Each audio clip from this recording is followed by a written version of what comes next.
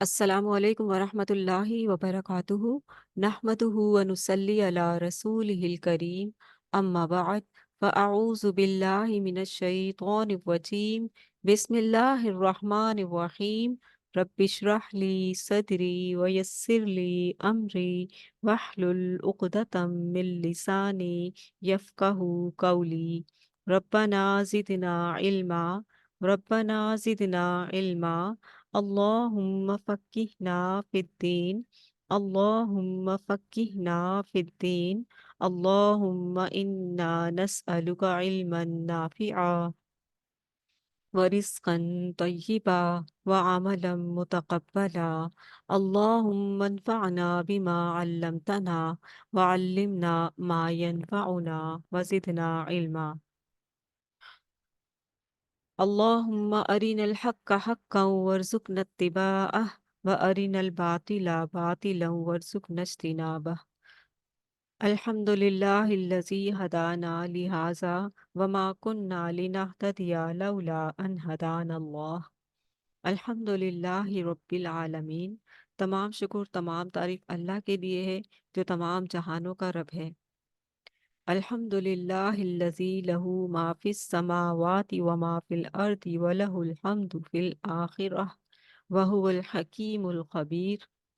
تمام تعریف اللہ کے لیے ہے، تمام شکر اللہ کے لیے ہے، اسی کے لیے جو آسمان میں ہے اور جو زمین میں ہے، اور آخرت میں بھی اسی کے لیے تعریف ہے، اس حال میں کہ وہ بہت حکمت والا، بہت خبر رکھنے والا ہے۔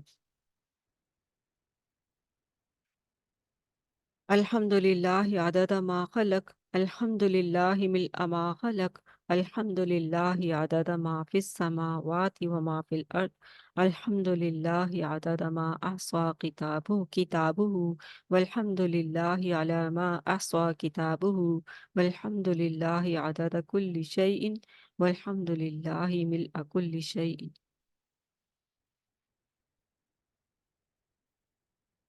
الحمد للہ الذی بنعمتہ تتم الصالحات۔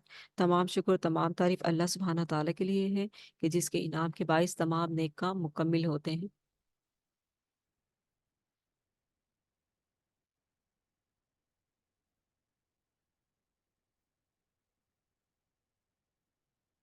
8واں پارہ ہم سٹارٹ کرنے جا رہے ہیں۔ مختصر خلاصہ مضامین قرآن میں آج ہم 8واں پارہ پڑھنے جا رہے ہیں۔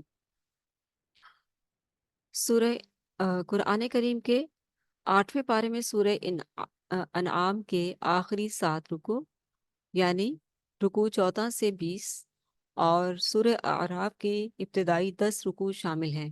دونوں مکی صورتیں ہیں۔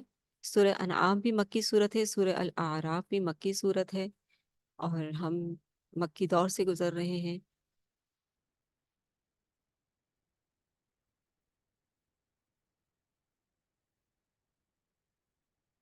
اللہ سبحانہ تعالیٰ نے فرمایا وَلَوْ أَنَّنَا نَزَّلْنَا إِلَيْهِمُ الْمَلَائِكَةَ وَكَلَّمَهُمُ الْمَوْتَى وَلَوْ أَنَّنَا نَزَّلْنَا إِلَيْهِمُ الْمَلَائِكَةَ وَكَلَّمَهُمُ الْمَوْتَى وَحَشَرْنَا عَلَيْهِمْ كُلَّ شَيْءٍ قُبُلًا مَا كَانُوا لِيُؤْمِنُوا إِلَّا أَن يَشَاءَ اللَّهُ وَلَكِنَّ أَكْثَرَهُمْ يَجْهَلُونَ۔ اور اگر ہم ان کی طرف فرشتے بھی نازل کر دیتے، اللہ تعالیٰ کا شکوہ ہے مشرکین مکہ سے کہ اگر ہم ان کی طرف فرشتے بھی نازل کرتے تھے اور ان سے مردے کلام بھی کرتے اور ہر چیز کو ان کے سامنے لا اکٹھا کرتے، تو بھی یہ ایمان لانے والے نہ تھے مگر جس کے متعلق اللہ چاہتا، لیکن ان میں سے اکثر نادانی کی باتیں کرتے ہیں۔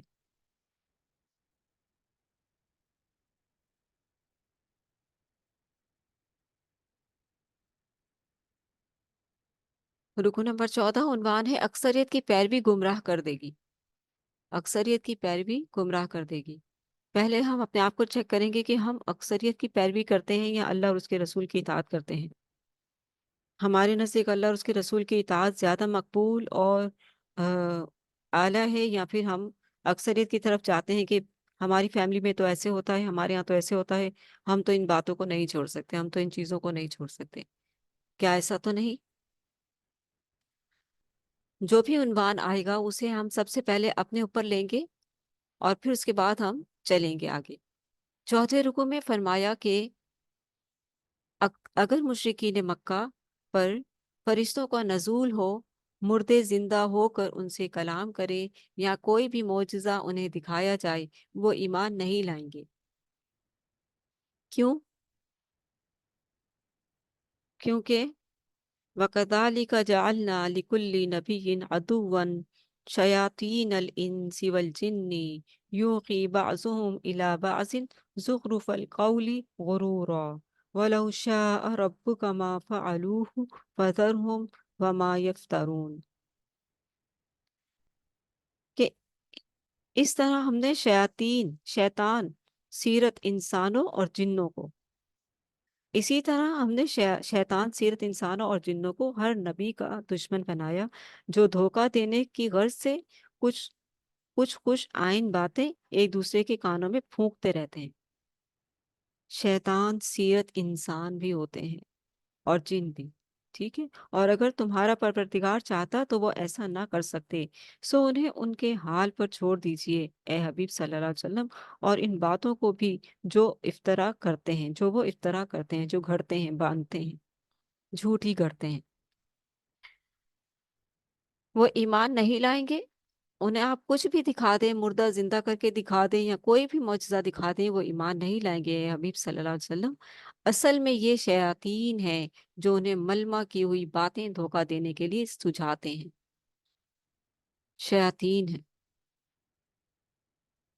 دھوکے میں رکھتے ہیں، خوش نمایاں بتاتے ہیں. خوش نما باتوں سے وہی متاثر ہوتے ہیں جو آخرت کی جواب دہی پر یقین نہیں رکھتے. اپنے آپ کو بہت زیادہ ہوش میں رکھیں، کانشیس رکھیں کہ ادھر سے بات سنی ہے، یقین تو نہیں کر لیا، ادھر سے کچھ سنائی دیا ہے تو یقین تو نہیں کر لیا، ادھر سے کوئی بات بتائی جا رہی ہے یا کوئی ایسی چیز تو نہیں چل رہی ذہن میں. اپنی عقل سے استعمال کریں، اپنی عقل سے فیصلہ کریں، اپنی عقل کو استعمال کریں. ہر سنی سنائی بات پر فوراً سے نہ سوچنے لگ جائیں، فوراً سے نہ فیصلہ کر دیں کہ ادھر کان میں بات ہے ادھر سے فوراً سے فیصلہ کر لیا. نہیں، اس نے جس انداز سے آپ کو بتائی اس کے مطابق فیصلہ نہ کریں، اپنی عقل سے فیصلہ کریں. لیکن یہاں تو معاملہ ہی کچھ اور ہے نا. مشرکین مکہ جو شرک کی غلاظت میں گر چکے تھے کہ دراصل میں یہ شیاطین ہیں جو انہیں ملمہ کی ہوئی باتیں دھوکہ دینے کے لیے سجھاتے ہیں. ان خوشنما باتوں سے وہی متاثر ہوتے ہیں جو آخرتی جواب دہی پر یقین نہیں رکھتے. اللہ نے نبی علیہ الصلوۃ والسلام پر ایک عادلانہ شریعت نازل کی ہے، بہت خوبصورت عادلانہ. درست روش یہ ہے کہ شریعت کی پیروی کی جائے، اکثریت کی بات نہ مانی جائے، کیونکہ اکثریت تو خواہشات کی پیروی کرتی ہے. اصل چیز تو یہ ہے کہ اکثریت کرتی کیا ہے. اکثریت زیادہ تر خواہشات کی پیروی کی طرف چلتی ہے، اور انسان دنیا میں آ کر اپنی خواہشات کی پیروی نہیں کر سکتا. وہ اپنی مرضی سے نہیں جی سکتا. وہ جس کی مرضی سے دنیا میں آیا ہے اسی کی مرضی سے زندگی گزارے گا.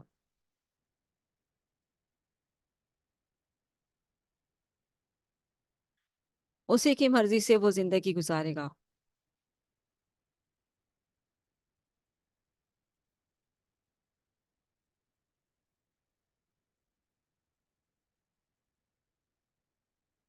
فرمایا افغیر اللہ ابتغی حکما وهو الذی انزل الیکم الکتاب مفصلا والذین آتیناہم الکتاب یعلمون انہ منزل من ربک بالحق فلا تکونن من الممترین.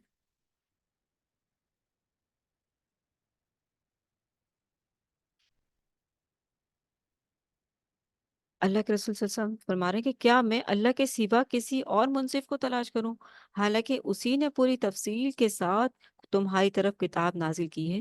اور جن لوگوں کو ہم نے کتاب دی ہے وہ جانتے ہیں کہ یہ کتاب یعنی قرآن مجید آپ کے پروردگار کی طرف سے حق کے ساتھ نازل ہوئی ہے، لہٰذا آپ شک کرنے والوں میں شامل نہ ہوں۔ کہ اللہ نے نبی علیہ الصلوۃ والسلام پر ایک عادلانہ شریعت نازل کی ہے۔ درست روش یہ ہے کہ شریعت کی پیروی کی جائے اور اکثریت کی بات نہ مانی جائے، کیونکہ اکثریت تو خواہشات کی پیروی کرتی ہے۔ برائی اور بے حیائی کی ہر صورت کو چھوڑ دیا جائے اور اللہ کے احکامات پر عمل کر کے عمل کو زندگی میں لازم کیا جائے۔ آج وہی چیز تو چھٹی ہوئی ہے، اسی لیے اکثریت کی پیروی کی جا رہی ہے نا۔ جس طرف اکثریت جا رہی ہے اسی طرف دنیا جا رہی ہے۔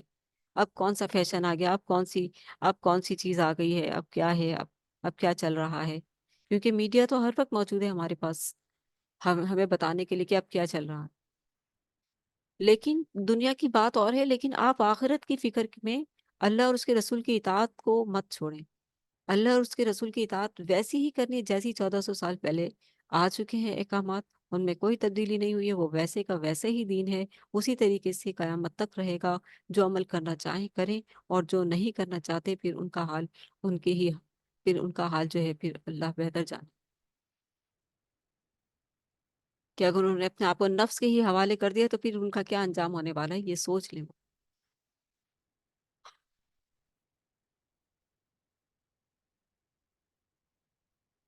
درست روش یہ ہے کہ شریعت کی پیروی کی جائے اور اکثریت کی بات نہ مانی جائے، کیونکہ اکثریت تو خواہشات کی پیروی کرتی ہے۔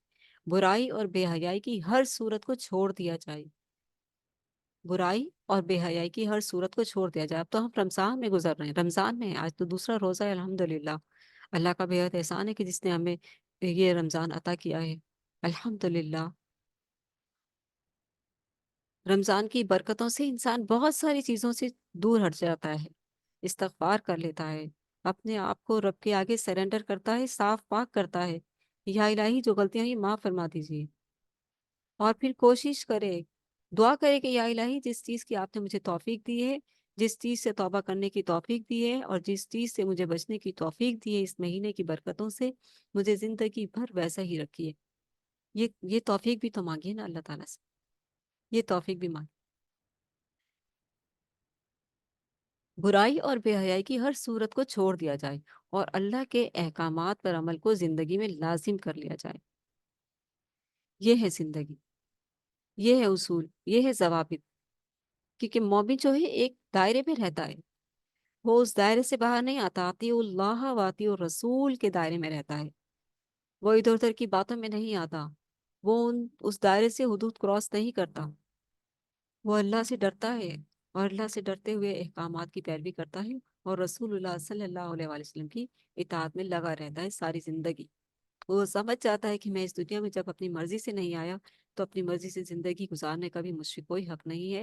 مجھے جس رب نے پیدا کیا ہے اسی کی مرضی سے دنیا میں آیا ہوں، اسی کی مرضی سے زندگی گزاروں گا، اور اسی کی مرضی سے جو ہے مجھے وہاں پر اچھا انعام مل جائے گا۔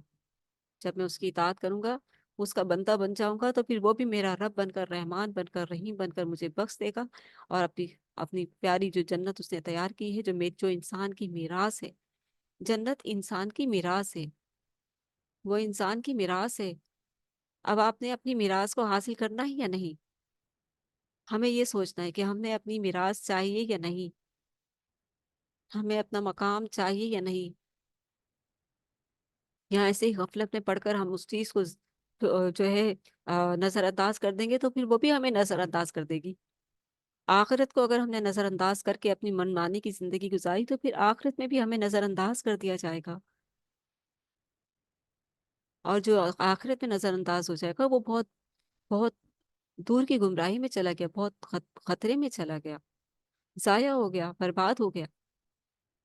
جسے اپنی میراث نہ ملی وہ برباد ہو گیا، جس سے جنت نہ ملی وہ برباد ہو گیا، اور وہاں جنت کے علاوہ دوسری چیز کیا ہے؟ جہنم ہی تو ہے، اور کیا تیسری چیز تو کوئی بھی نہیں ہے۔ اسی طرح بندے اور اللہ کا تعلق دو ہی تو ہیں، تیسرا کوئی نہیں ہے۔ بندے اور اللہ کے تعلق میں جو عبادات ہیں، عبادات میں، دعا میں، اللہ تعالیٰ کی مناجات میں، بندہ اور اللہ اور بندہ ہی ہے۔ اگر اللہ اور بندے کے درمیان کوئی اور حائل ہو گیا، عبادت میں، دعاؤں میں، واسطے وسیلے کی شکل میں، نذر و نیاز کی شکل میں، تو یہ پھر شرک ہو جائے گا، جس سے اللہ تعالیٰ سمجھا رہے ہیں مشرکین مکہ کی یہی بیماری تھی کہ انہوں نے اللہ اور اپنے درمیان جو بیچ میں پال لی تھی بزرگ ہستیاں، ان کی محبت میں پیچھے جاتے تھے، ان کی تعظیم کرتے تھے، ان کے آگے اپنی معزز پیشانی جھکا کر خود کو ذلیل و رسوا کرتے تھے۔ شیطان ان کو دیکھ کر خوب جشن مناتا تھا کہ دیکھو کس طرح سے میں نے انسان کو ذلیل کروا دیا، اس رب اللہ کی مخلوق کو اللہ کی مخلوق کے آگے ہی جھکوا دیا، کیسا ذلیل کیا ہے۔ وہ جشن مناتا ہے، اس کا جشن تیار ہے۔ اس لیے اللہ اور بندے کے درمیان جو تعلق ہے وہ کیا ہے؟ وہ عبادت کا ہی تو ہے، وہ دعا کا ہی تو ہے، وہ مناجات کا ہی تو ہے، وہ باتوں کا ہی تو ہے، وہ استغفار کا ہی تو ہے، اور کیا ہے؟ رب کو راضی کرنے کی ساری چیزیں ہیں۔ وہ کس کے لیے کرتا ہے بندہ؟ اللہ کے لیے خالص ہو کر اخلاص کے ساتھ، میرے مالک یہ سب تیرے لیے ہے، کوئی اور نہیں بیچ میں شامل، میرے مولا یہ تیرے ہی لیے ہے، کیونکہ تو نہیں اجر دینا، تو نہیں مجھے جنت یا دوزخ میں ڈالنا، وہاں کوئی تیسرا تو نہیں ہوگا کہ جو میری انگلی پکڑ کر جنت میں لے جائے گا۔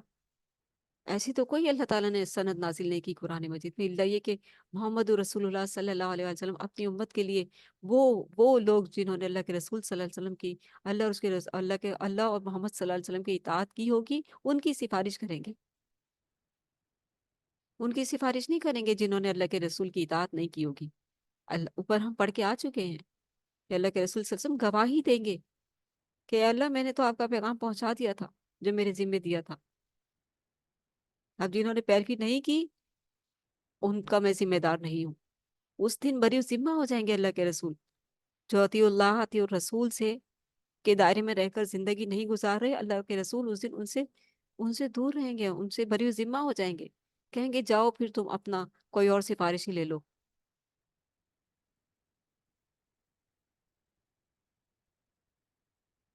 یہ انسان کو سوچنا ہے، ہمیں سوچنا ہے کہ ہم کس دائرے میں ہیں، ہمیں جس دائرے میں رہنے کا حکم دیا ہے ہم وہیں ہیں یا نہیں، اور اگر ہم وہاں نہیں، اس دائرے میں نہیں بھی رہتے ہیں تو پھر بھی ہم کہاں بھاگ کر جائیں گے؟ آپ دیکھیے نا، کیا موت سے بچ جائیں گے؟ کیا ہم دنیا کے اس ارتھ سے کسی اور پلانٹ پہ چلے جائیں گے؟ کہاں جائیں گے؟ موت تو آ ہی جائے گی۔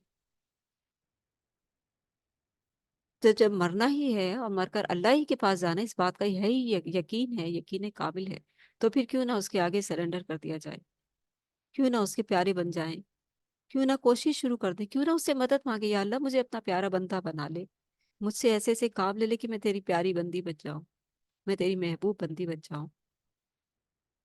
یہ ہے چیز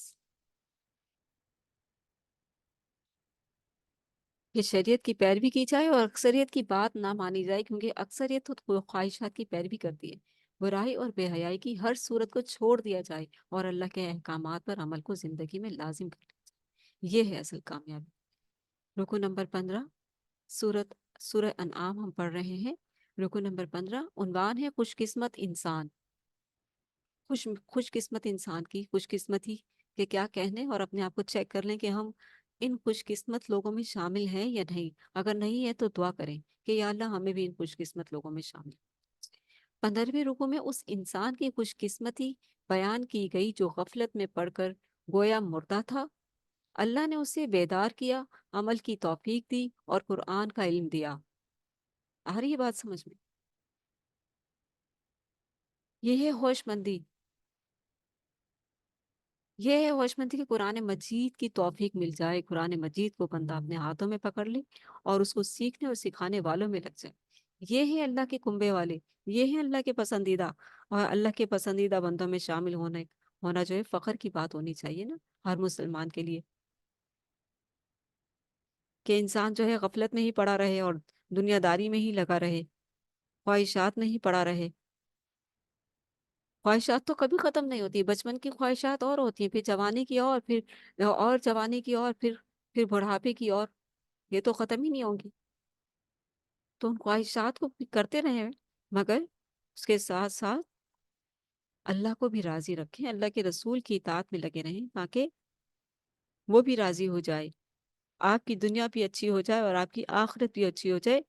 اچھے سچے مومن جو ہیں، جو سمجھدار حکیمانہ انداز سے سوچتے ہیں، جو حکمتی طرز عمل اپناتے ہیں، ایسے لوگوں کو جو ہے، ایسے لوگوں کے لیے دنیا بھی اچھی ہو جاتی ہے اور آخرت بھی اچھی ہو جاتی ہے۔ دنیا بھی آسان ہو جاتی ہے اور آخرت بھی آسان ہو جاتی ہے۔ وہ حکمتی عمل ہے کیا؟ کہاں سے ملے گا؟ کیسے ملے گا؟ قرآن سے ملے گا۔ قرآن انسان کو سیدھا کر دیتا ہے، قرآن انسان کو تزکیہ کر کے پاک کر دیتا ہے، قرآن انسان کی اندر کی برائیوں کو نکال کر باہر پھینکتا ہے اور اچھائیاں اندر اندر ڈال دیتا ہے، اس کو اس پر مضبوط کر دیتا ہے کہ ہاں، یہ ساری برائیاں ختم کی میں نے آج سے۔ میں اللہ سے توفیق مانگوں گی کہ یا الہی، اگر میں ایک دم سے نہیں ختم کر پاتی تو مجھے آہستہ آہستہ ہی صحیح لیکن ان سے نکال دیجیے۔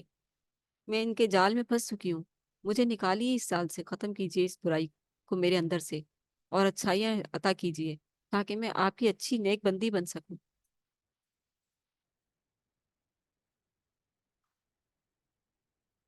15ویں رکوع میں اس انسان کی خوش قسمتی بیان کی گئی جو غفلت میں پڑھ کر گویا مردہ تھا، لیکن اللہ نے اسے بیدار کیا، عمل کی توفیق دی اور قرآن کا علم دیا۔ یہ ہے سب سے بڑی چیز، سب سے بڑی نعمت قرآن۔ قرآن کی نعمت کو اگر کوئی سمجھ لے تو وہ بہت ہی خوش نصیب ہے، جس سے وہ دوسروں کو بھی بیدار کر رہا ہے۔ اللہ ہمیں بھی ایسی سعادت عطا فرمائے، آمین۔ آگاہ کیا گیا کہ ہر بستی میں حق کے اولین مخالفین بستی کے سردار ہوتے ہیں۔ کسی بھی علاقے میں کوئی اتھارٹیز رکھنے والا، کوئی بڑا امیر اور بدماش ٹائپ کا جو ہوتے ہیں لوگ، وہ کیا کرتے ہیں؟ لوگ ان سے ڈرتے ہیں نا، لوگ ان سے ڈرتے ہیں۔ اور جب بھی کوئی رسول آیا گزشتہ ادوار میں، تو وہ جو اس ٹائپ کے لوگ ہوتے تھے، وہ رسولوں کو ڈراتے تھے، دھمکاتے تھے۔ رسولوں نے تو اپنے کام کرنے ہوتے تھے، ہمارے بھی کھاتے تھے، ڈنڈے بھی کھاتے تھے، باتیں بھی سنتے تھے، گالیاں بھی سنتے تھے، ان کی تکفیر بھی ہوتی تھی، تکذیب بھی، تذلیل بھی، قتل بھی کر دیے جاتے تھے، لیکن وہ اپنے کام سے نہیں ہٹتے تھے کہ اللہ نے ہمیں بنایا ہے نا برگزیدہ بندہ، اللہ نے ہمیں چنا ہے، اتنا خاص کام کے لیے چنا ہے، تو کیوں نہ اس کی راہ میں پھر گزر جائیں، اس کی راہ میں گزر جائیں، ہر وہ کام کر جائیں جو اسے پسند ہے۔ یہ نادان لوگ ہیں، یہ نادان لوگ ہیں، یہ قابل رحم لوگ ہیں جو ہدایت کی طرف نہیں آتے، اور وہی جذبہ رکھ کر اور ہر رسول دعوت دیتا ہے کہ قابل رحم لوگ ہیں، گالیاں دیتے ہیں، بھلے ڈنڈے مارتے ہیں، بھلے پتھر اٹھا اٹھا کر مارتے ہیں، لیکن قابل رحم لوگ ہیں کیونکہ ہدایت سے محروم ہیں، اللہ کی رحمت سے محروم ہے، اللہ کی محبت سے محروم ہے، اللہ کی توجہ سے محروم ہے۔ اللہ کی توجہ سے تو کوئی محروم نہیں، اللہ کی توجہ تو ہر انسان پر ہے، لیکن بندے کی متوجہ ہونے کی دیر ہے بس۔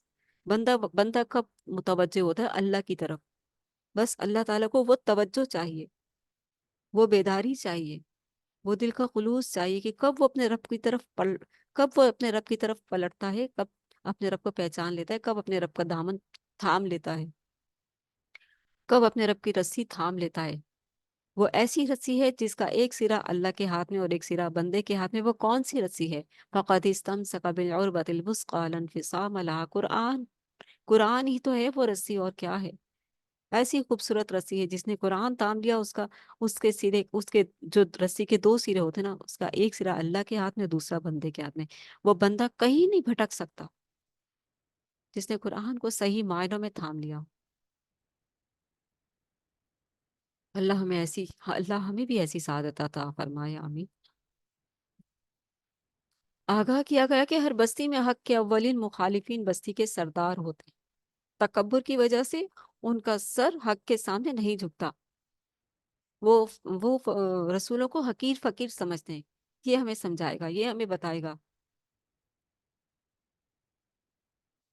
یہ ان کا تکبر ہوتا تھا۔ لیکن اللہ جسے چاہے ہدایت دیتا ہے، اس کا سینہ حق کی قبولیت کے لیے کھول دیتا ہے، اسے اللہ کا ہر حکم ایک خیر محسوس ہوتا ہے۔ اس کے برعکس جو شخص ہدایت کی نعمت سے محروم ہوتا ہے، وہ اللہ کے ہر حکم کو ایک بوجھ سمجھتا ہے۔ بہرحال جنہوں نے لا الہ الا اللہ محمد رسول اللہ پڑھا اور نماز کی پابندی رکھتے ہیں، اور پھر کہیں غفلت کر جاتے ہیں، اور کہیں ذکر سے غفلت کر جاتے ہیں، رب کی یاد اس طرح نہیں کرتے، تو پھر اللہ تعالیٰ رسی کھینچتا ہے، اللہ تعالیٰ رسی کھینچتا ہے۔ رسی کھینچنا کیا ہے؟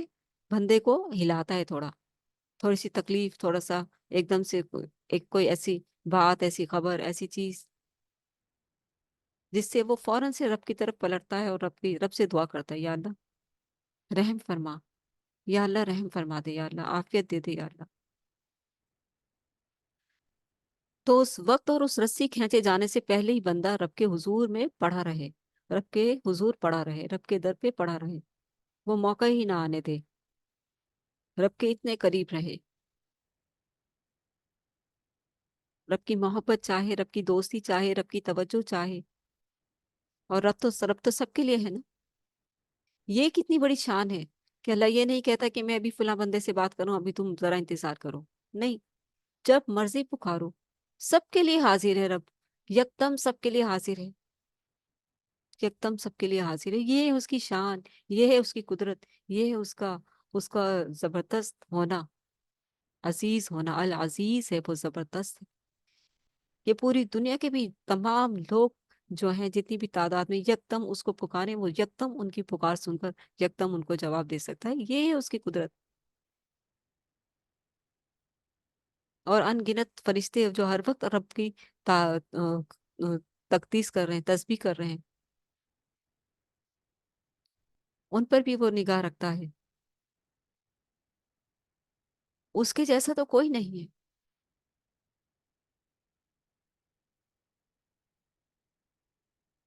تو اس سے پہلے کہ رسی کھینچے اللہ ہماری اور ہمیں جھنجھوڑے، تو اس سے پہلے ہمیں اپنے رب کی طرف متوجہ ہو جانا چاہیے کہ اے اللہ میں تیرے حضور آ گئی ہوں، میری خطائیں معاف کر دے، میں تیرے حضور جھک گئی ہوں، اپنی اس پیشانی کو جو تو نے اپنے ہی لیے بنائی ہے جھکنے کے لیے، تیرے ہی حضور جھکاؤں گی اور کسی کے در پہ نہیں جھکاؤں گی، تیرے حضور آ گئی ہوں، تیرا شکر ادا کرتی ہوں اور تجھ سے اپنے گناہوں کا اقرار کرتی ہوں، مجھے معاف فرما دے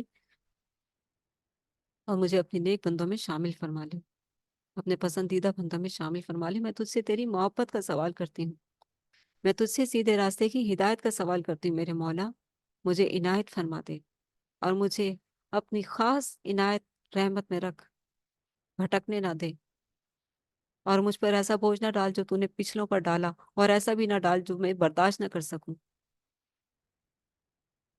سورۃ البقرہ کی آخری آیات کی جو سیکنڈ آیت ہے، اس میں یہ دعا ہے، ربنا لا تؤاخذنا ان نسینا او اخطأنا ربنا ولا تحمل علينا اسرا كما حملته على الذين من قبلنا ربنا ولا تحملنا ما لا طاقة لنا به واعف عنا واغفر لنا وارحمنا انت مولانا فانصرنا على القوم الكافرين آمین۔ یہ اتنے خوبصورت الفاظ ہیں کہ آپ دیکھیں کسی بھی طرح کے دل کی بے چینی ہو تو آپ پڑھنا شروع کریں ان الفاظ کو، آپ کے دل کو جو سکون اور راحت ملے گی، وہ پھر آپ کو محسوس ہو جائے گا کہ آپ کو کیا ملا ہے اس وقت، آپ کو کیا ملا ہے پڑھ کر۔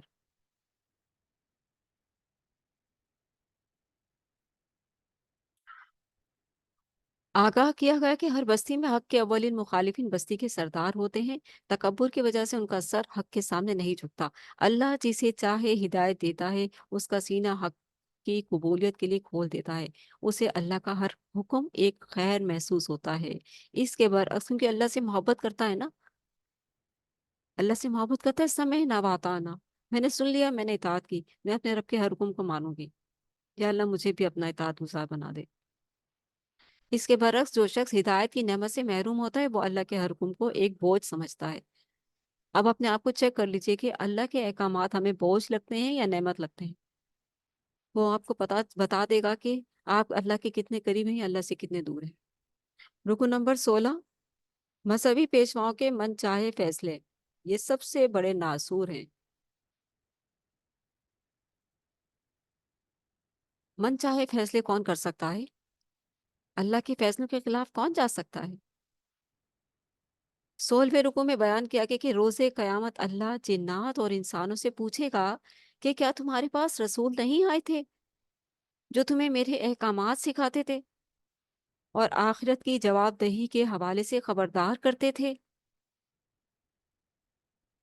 تو وہ اعتراف کر لیں گے کہ ایسا ہوا تھا، یا اللہ ایسا ہوا تھا، رسول آئے تھے، انہوں نے ڈرایا تھا، بتایا تھا، لیکن ہمیں دنیا کی زندگی نے دھوکے میں ڈال دیا تھا۔ हमें आखिरत की परवाह नहीं रही कि आखिरत भी कोई चीज है, आएगी भी या नहीं, अल्लाह है या नहीं। यानी कि ये सारे का सारा धोखा, शैतानी धोखा, और क्या है। दुनिया की जिंदगी, दुनिया की लज्जतें इतनी पसंदीदा आ गई, इतनी पसंद आ गई दुनिया की जिंदगी, जिसे अल्लाह ताला ने खेल और तमाशा और ऐसी चीज ऐसे कहा है कि ये तो सिर्फ ऐसे ही है बिल्कुल। लेकिन इसमें कामयाब लोग वो हैं जो इसके अमर को जान लें, दुनिया बनाने वाले के अमर को जान लें, कि जिसने अपने बंदों के अंदर अपनी रूह डाली है, वो उस अमर को पहचान ले। जब रूहानी कनेक्शन हो जाएगा ना रब से, तब बात बनेगी।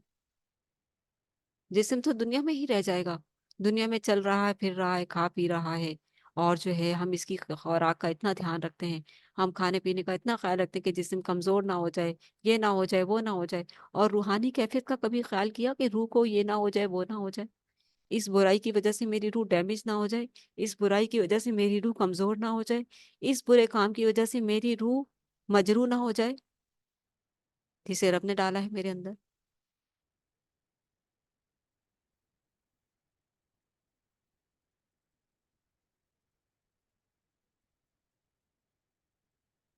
तो जब उनसे पूछा जाएगा कि क्या तुम्हारे पास मेरे रसूल अहकामात लेकर नहीं आए थे, तो वो कहेंगे कि ऐसा हुआ था, लेकिन हमें दुनिया की जिंदगी ने धोखे में डाल दिया था। अपने आप को चेक करेंगे, हम दुनिया की जिंदगी के धोखे में कितने पड़े हुए हैं, और कितनी आखिरत की फिक्र है, कितनी रब को राजी करने की फिक्र में लगे हुए हैं। अगर लगे हुए हैं तो अल्हम्दुलिल्लाह, अगर हम आखिरत की फिक्र में लगे हुए हैं तो अल्हम्दुलिल्लाह, और अगर हम गफलत में पड़े हुए हैं तो फिर अपना फैसला खुद देख लीजिए। कुरान मजीद बता रहा है।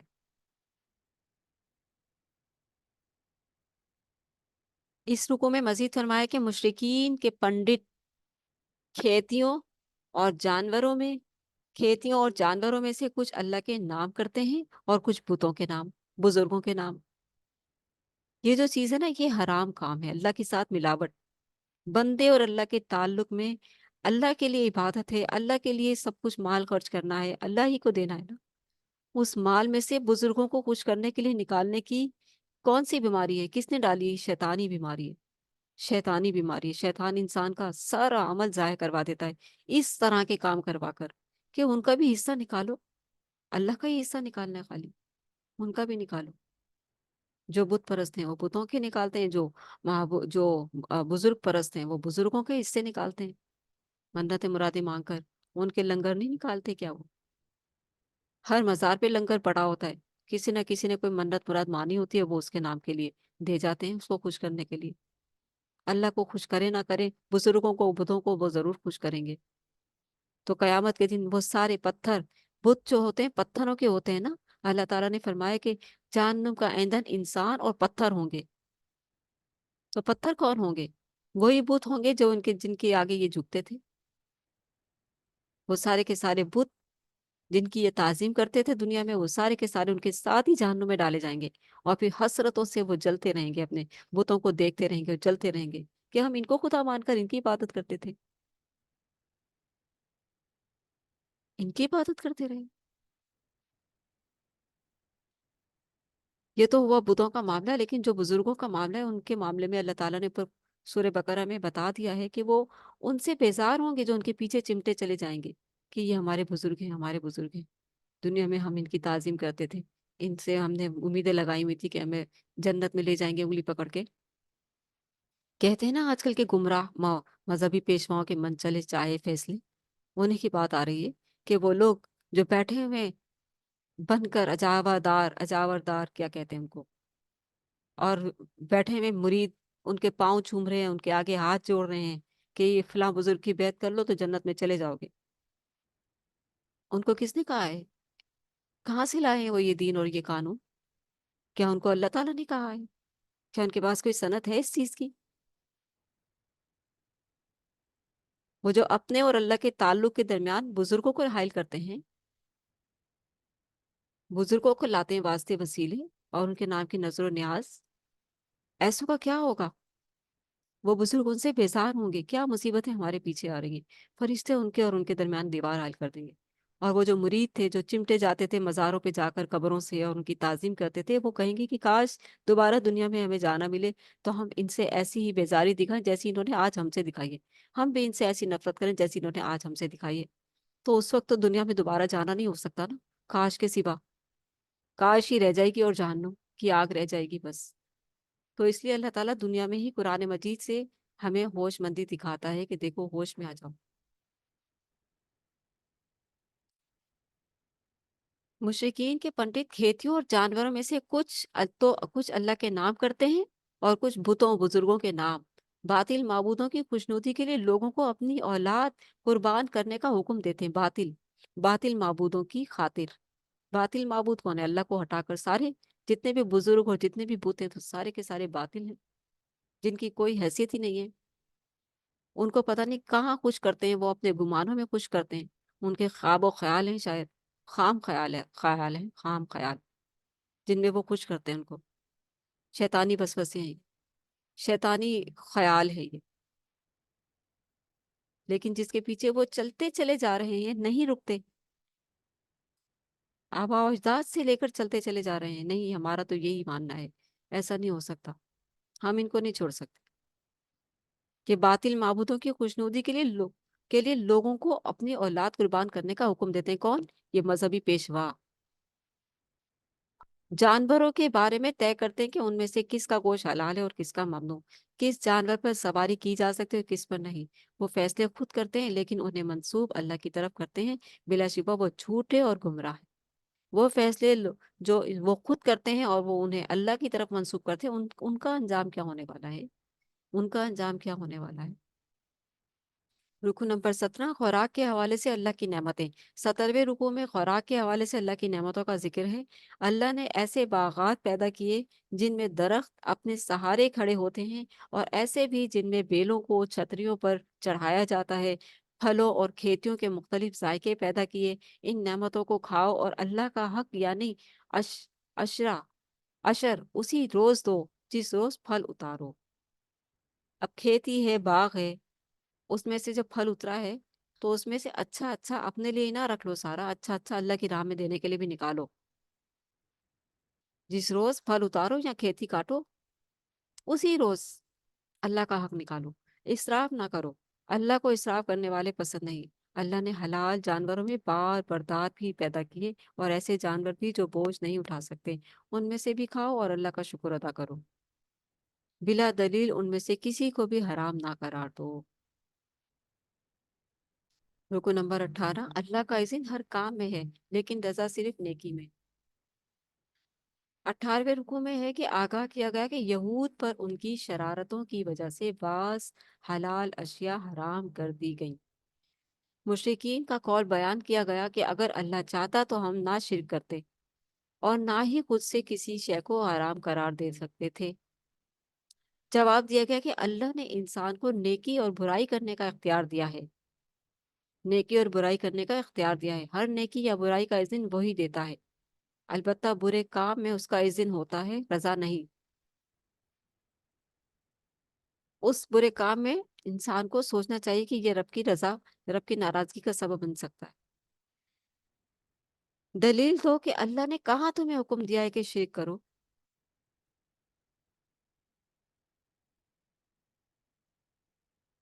یہ کہتے ہیں نا کہ اللہ چاہتا تو ہم شرک نہ کرتے اور نہ ہی خود سے کسی شے کو حرام قرار دے سکتے تھے۔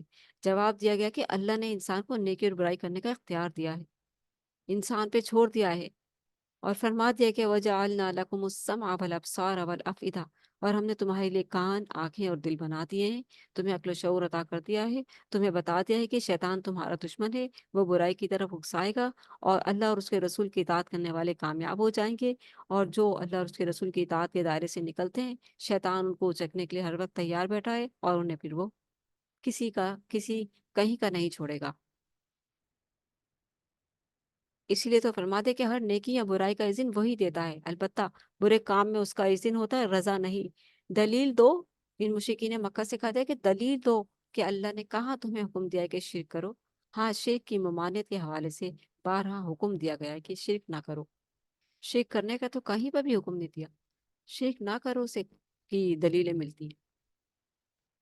رکن نمبر 19، اسلام کی معاشرتی تعلیمات۔ اسلام کی معاشرتی تعلیمات کیا ہیں؟ غور سے سنیے گا، بہت شارٹ الفاظ میں پورے کا پورا یہاں پر بیان کر دیا کہ 19 سے رکو میں اسلام کی معاشرتی تعلیمات کا بیان ہے۔ ہدایت دی گئی کہ اللہ کے ساتھ کسی کو شریک نہ کرو، لا الہ الا اللہ پڑھ لو۔ پھر اس کے ساتھ محمد رسول اللہ وعامل الصالحات، والذین آمنوا وعملوا الصالحات، وہ لوگ جو ایمان لائے، یعنی کہ لا الہ الا اللہ دل سے پڑھ لیا، وعملوا الصالحات محمد رسول اللہ بھی دل سے پڑھ لیا، نیک اعمال۔ لا الہ الا اللہ میں کیا ہے؟ اللہ کے ساتھ کسی کو شریک نہ کرو۔ اور پھر آگے عمل صالح کی بات آئی تو محمد رسول اللہ، اللہ کے رسول کی اطاعت کرو۔ کیا کہا اللہ کے رسول نے؟ جو قرآن مجید کی تفسیر بیان کی اللہ تعالیٰ، اللہ کے پاک کلام کی، کہ اللہ تعالیٰ نے قرآن مجید میں فرمایا والدین کے ساتھ حسن سلوک کرو۔ اللہ کے رسول نے بھی یہی تعلیم دی، مفلسی کے ڈر سے اولاد کو قتل نہ کرو، ظاہری اور پوشیدہ ہر بے حیائی سے بچو۔ بے حیائی کے کاموں سے اللہ تعالیٰ کا غضب ٹوٹتا ہے۔ دو کام ایسے جن سے اللہ کا غضب ٹوٹتا ہے، ایک اللہ کے ساتھ شرک کرنے پر، جب انسان اللہ کے ساتھ اس کی اولاد قرار دیتا ہے، نعوذ باللہ، جب اللہ تعالیٰ کا غضب ٹوٹتا ہے اور آسمان کہتا ہے کہ پھٹ جاؤں، زمین ریزہ ریزہ ہو جائے، لیکن اس کو ابھی ایک وقت مقررہ تک رکھا ہوا ہے۔ اور بے حیائی، جب بے حیائی ہوتی ہے تو تب اللہ تعالیٰ کا غضب ٹوٹتا ہے۔ اب کون سا وقت ہے اس 24 گھنٹے میں جو دنیا میں دیے ہوئے اللہ تعالیٰ نے ہمیں، کون سا ایسا لمحہ ہے جس وقت بے حیائی نہیں ہو رہی، بد کرداری نہیں ہو رہی؟ کون سا ایسا لمحہ ہے بتائیے ذرا۔ کچھ دنیا کے ایسے حصے ہیں جہاں رات ہے اس وقت، اور کچھ دنیا کے حصے ہیں جہاں دن ہے، جیسے یہاں انڈو پاک میں، اور بھی کچھ ممالک آتے ہیں۔ کون سا ایسا وقت ہے جہاں پہ حیائی نہیں ہو رہی؟ کون سی ایسی جگہ ہے؟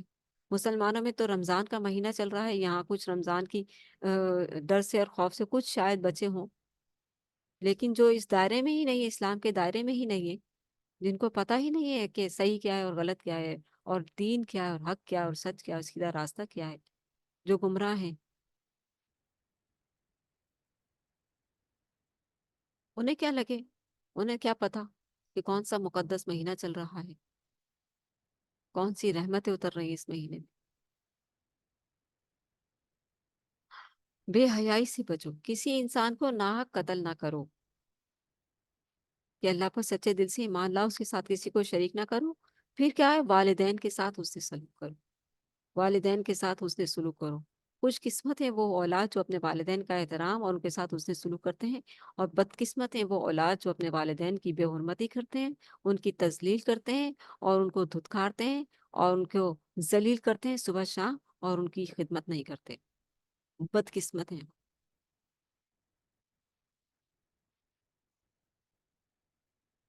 اور بد اخلاق ہیں وہ بہویں جو اپنے ساس سسر کی بے عزتیاں کرتی ہیں، اور ان کے کھانے کا خیال نہیں رکھتی، اور ان کی دوا کا خیال نہیں رکھتی، بد اخلاق ہیں۔ اللہ کے رسول نے تو اخلاق سکھایا ہے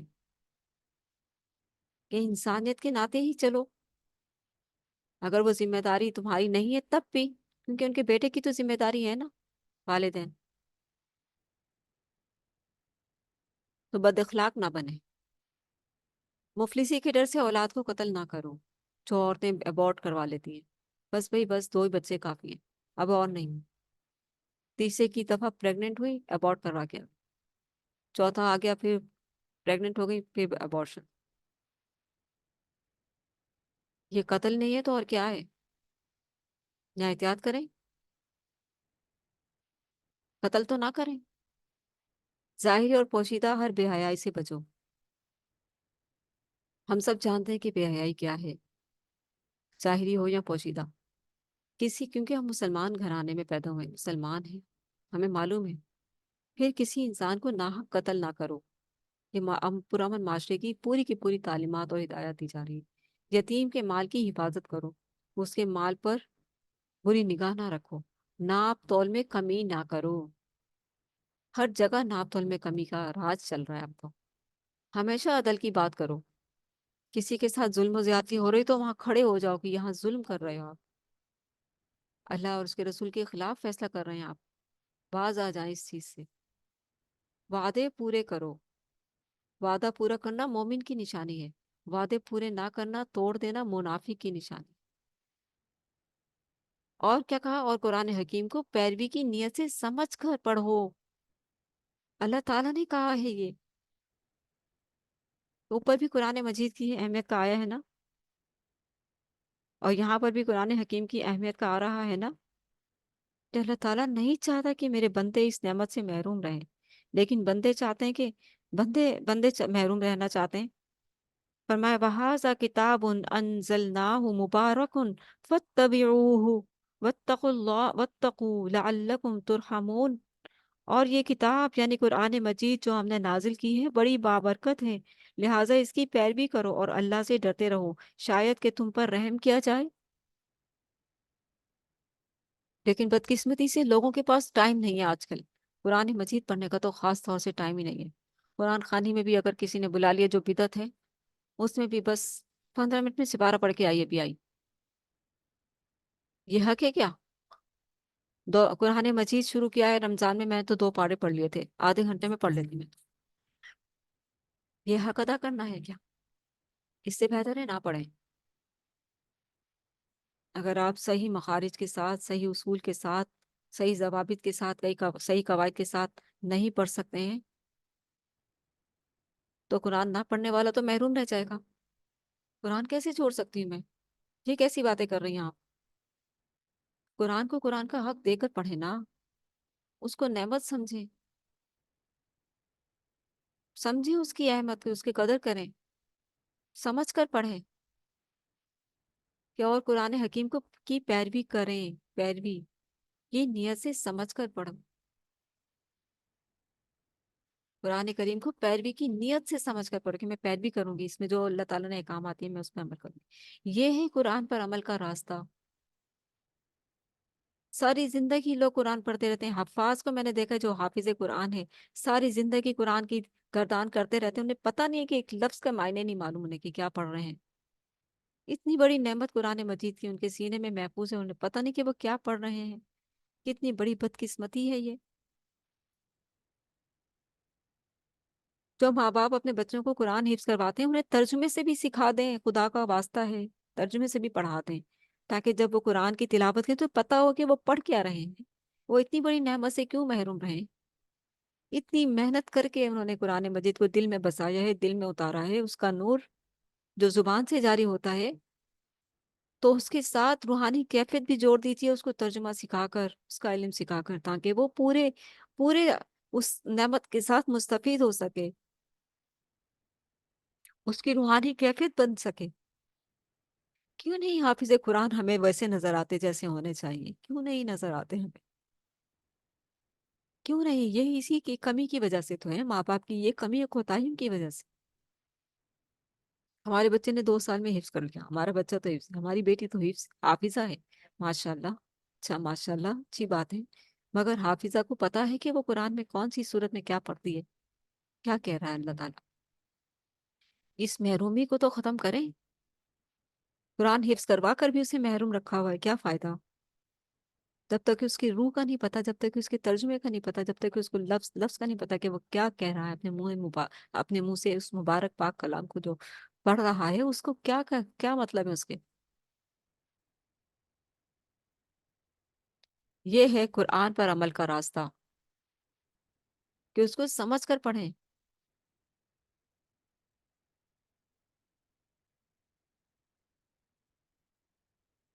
इसके सिवा किसी और को राह, सॉरी, इसके सिवा किसी और राह को मत इख्तियार करो, यानी कुरान के अलावा कोई और सीधी रास्ता नहीं दिखा सकती कोई और चीज तुमको। अल्लाह हमारे लिए इन हिदायत पर अमल का अमल आसान फरमा दे, आमीन।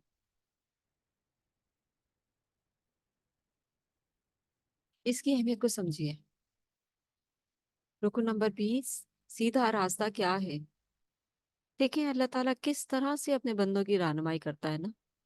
सारे अमल बता दिए, फिर आखिर में बता दिया कि इस चीज को मत छोड़ना, इसी में तो तुम्हारी रहनुमाई की चीजें हैं। सिरात मुस्तकीम इसी में है, कुरान में। सीधा रास्ता क्या है? 20वें रुकू में सिरात मुस्तकीम की वजाहत है। सिरात मुस्तकीम है खालिस दीन, پر عمل کرنا. خالص دین کیا ہے؟ اللہ اور اس کے رسول کی اطاعت کرنا، یعنی ہر معاملے میں یکسو ہو کر اللہ کی اطاعت کرنا، یہ ہے خالص دین. اس کی عملی مثال ہے حضرت ابراہیم علیہ السلام کی حیات مبارکہ، جنہوں نے ہر محبت کو اللہ کی محبت کے سامنے قربان کر دیا. گویا سیدھے راستے کا تقاضا یہ ہے کہ ہم اس بات کا ثبوت پیش کریں کہ ان صلاتی و نسخی و محیای و مماتی للہ رب العالمین، کہ بے شک میری نماز اور میری قربانی اور میرا جینا اور میرا مرنا اس اللہ کے لیے ہے جو تمام جہانوں کا رب ہے. یہ ہے صراط مستقیم، سیدھا راستہ. اپنے آپ کو سرنڈر کر دینا، جیسے حضرت ابراہیم علیہ السلام نے، جن کو اللہ تعالیٰ نے قرآن مجید میں حنیفہ کہا، وَمَا كَانَ مِنَ الْمُشْرِكِينَ، اور وہ مشرکوں میں سے نہ تھا. بار بار آیا ہے قرآن مجید. اللہ تعالیٰ نے ان کی اتنی تعریف فرمائی ہے کہ وہ حنیفہ تھا، وہ یکسو تھا، وہ قلب سلیم لے کر آیا تھا میرے پاس. قلب سلیم، اطاعت والا دل، کہ جس میں کوئی خواہش نہیں تھی، صرف اور صرف رب کی خواہش تھی، کہ رب کی چاہت کی خواہش تھی، کہ رب کی رضا کی خواہش تھی، رب کی محبت کی خواہش تھی. اس کو کہتے ہیں قلب سلیم. اللہ نے ہمیں زمین میں اختیار دیا ہے اور اسی میں ہمارا امتحان ہے. یہ جو اختیار ہے نا، اس کو اختیار میں رہنے دیں، اللہ کی اطاعت میں رہنے دیں. اس کو شیطان کے حوالے مت کریں، اس اختیار کو اپنے نفس کے حوالے مت کریں. انسان کے جو دشمن ہے وہ میں آپ کو بتاتی ہوں. انسان کے ساتھ ایک جن کرین پیدا ہوتا ہے، وہ اس کو وسوسے ڈالتا ہے، شیطان جن، ٹھیک ہے. اور اس کے انسان کے اندر ایک نفسانی خواہشات، نفس رکھ دیا گیا ہے. نفس، ان النفس لامارۃ بالسوء، کہ بے شک نفس جو ہے انسان کو برائی ہی کی طرف اکساتا ہے، بری بات ہی سجاتا ہے. اور پھر جب شیطان مل جاتا ہے اس وسوسے کے ساتھ، وہ پکا کر دیتا ہے اس وسوسے کو، اس برائی کو عمل کرنے کی طرف لے آتا ہے اور برا کام کر بیٹھتا ہے. کہ جب دو دشمن مل جاتے ہیں، ایک نفس امارہ اور شیطان، وہ، اور پھر تیسرا کون ہے؟ معاشرہ، معاشرے کی چیزیں، معاشرتی راہ روی، معاشرتی بے راہ روی، یہ ساری چیزیں مل کر، کہ فلاں فیملی میں تو یہ ہوتا ہے میں بھی یہی کروں گی. کوئی بھی بے راہ روی کا کام ہو رہا ہو، کوئی بھی بے حیائی کا کام ہو رہا ہو. بچوں کو آج کل سنبھالنا مشکل ہو گیا ہے. دوست احباب ان کے ایسے بن چکے ہیں کہ وہ ماں باپ کے ہاتھوں میں ہی نہیں آتے، سمجھانے میں نہیں آتے. یہ تین چیزیں انسان کی دشمن ہیں: ایک انسان کا اپنا نفس، ایک کرین جن، اور تیسرا معاشرے کی برائیاں.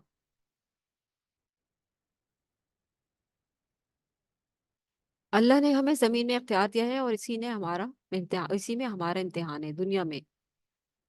اللہ کی بندگی کریں گے تو اس کی شان رحیمی و غفاری کے مستحق ٹھہریں گے. اگر اللہ کی نافرمانی کریں گے تو اس کے شدید عذاب سے دو چار ہوں گے. اپنے لیے اچھے یا برے انجام کی راہ اختیار کرنا ہمارے اختیار میں ہے. اللہ ہمیں صراط مستقیم اختیار کرنے کی توفیق عطا فرمائے، آمین. سورہ اعراف ہم پڑھنے جا رہے ہیں. مکی صورت ہے. عنوان ہے تاریخ انسانی کا بیان. رکو نمبر 1 کا عنوان ہے روز قیامت فیصلہ نیک اعمال کے وزن پر ہوگا. جو عنوانات ہیں نا ان پہ غور کیا کریں. دیکھیں گزشتہ صورت میں بھی تذکیہ چل رہا تھا اور اب بھی، اور تذکیہ کے بعد جو کامیابی کی راہ تھی وہ کیا تھی؟ قرآن مجید کی تعلیمات، اور اپنے آپ کو سرنڈر کر دینا. اِنَّ صَلَاتِي وَنُسُكِي وَمَحْيَايَ وَمَمَاتِي لِلَّهِ رَبِّ الْعَالَمِينَ. سورہ اعراف پہلے رکوع میں آگاہ کیا گیا کہ اللہ نے کئی قوموں کو ان کے گناہوں کی پاداش میں ہلاک کیا، جیسے قوم نوح، قوم عاد، قوم ہود، قوم صالح، قوم شعیب، قوم لوط. سب کی سب اپنے اپنے گناہوں کی پاداش میں ہلاک ہوئے. کئی قوموں کو ان کے گناہوں کی پاداش میں ہلاک کیا. اللہ نے جب تباہی آئی تو وہ اعتراف کرنے لگے کہ ہم ہی ظالم تھے. یہ تو دنیاوی بربادی تھی، اصل عذاب تو روز قیامت ملے گا. یعنی کہ عذاب آنے کے بعد تم توبہ کرتے ہو، ایسا نہیں چلے گا. جب ڈرایا جا رہا تھا عذاب سے، اس وقت توبہ کرنے، وہ تھا وقت توبہ کرنے کا. جب تمہیں رسول چیخ چیخ کر، پکار پکار کر کہہ رہا تھا توبہ کر لو، توبہ کر لو، توبہ کر لو، عذاب آنے والا ہے، توبہ کر لو، तब तो तौबा की नहीं। जब तबाही आई तो वो एतराफ करने लगे कि हम ही जालिम हैं। तो ऐसा तो नहीं चलेगा। ये तो दुनियावी बर्बादी थी, जो दुनिया में अजाब आया नाफरमानियों की वजह से, रसूलों की तकफीर तकजीब और तजलील करने की वजह से। ये दुनियावी अजाब था। असल अजाब तो रोज़े क़यामत मिलेगा। उस रोज़ फैसला कुन शय नेक आमाल का वजन होगा। जिनकी नेकियां ज्यादा हुई वो कामयाब होंगे, और जिनके आमाल कम होंगे वो दर्दनाक अजाब से दो चार होंगे। हम सब जानते हैं, अच्छे तरीके से जानते हैं।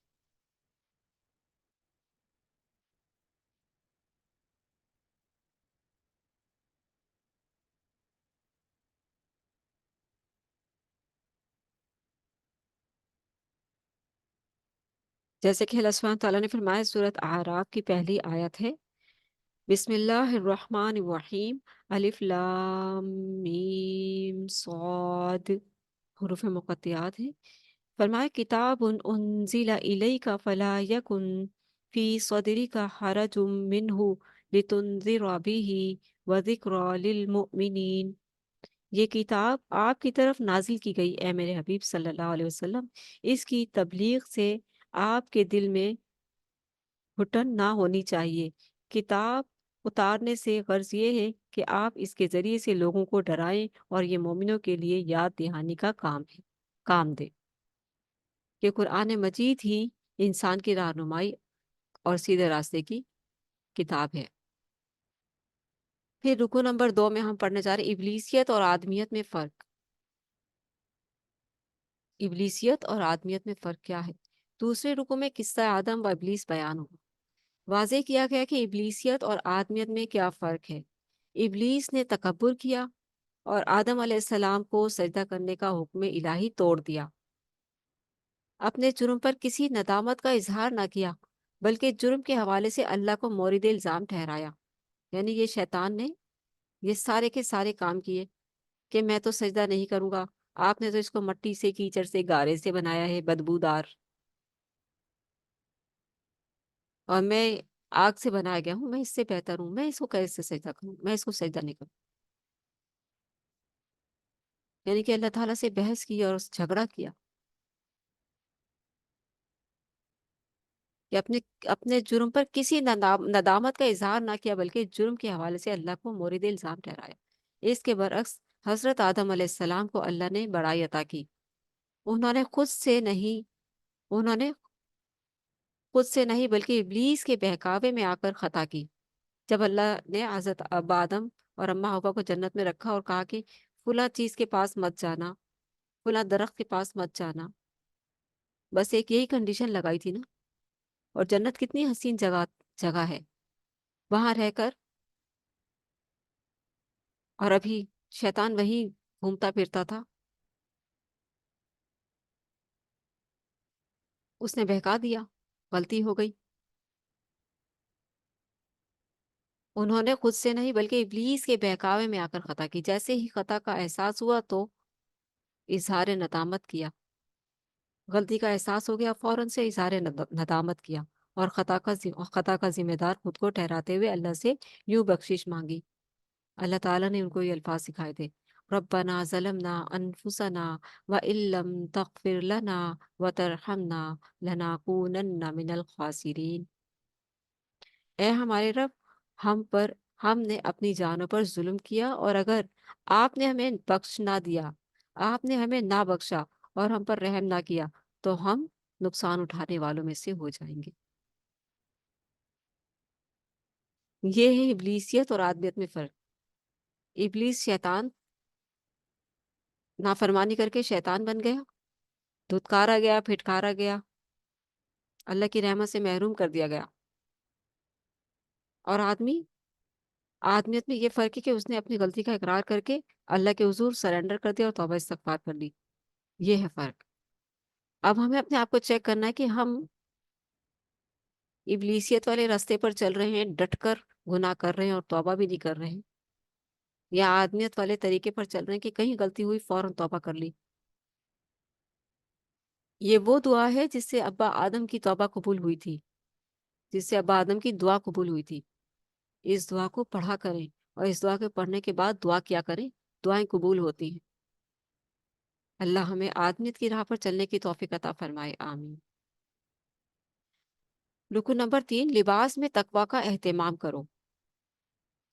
तीसरे रुकू में आगाह किया गया कि अल्लाह ने इंसान को ऐसा लिबास दिया है जो उसकी सतर पोशी करता है और उसके लिए ज़ेबो ज़ीनत भी बनता है। शैतान और उसका टोला चाहता है कि इंसान को बेहयाई और उरिया कर दे, यानी नंगा कर दे।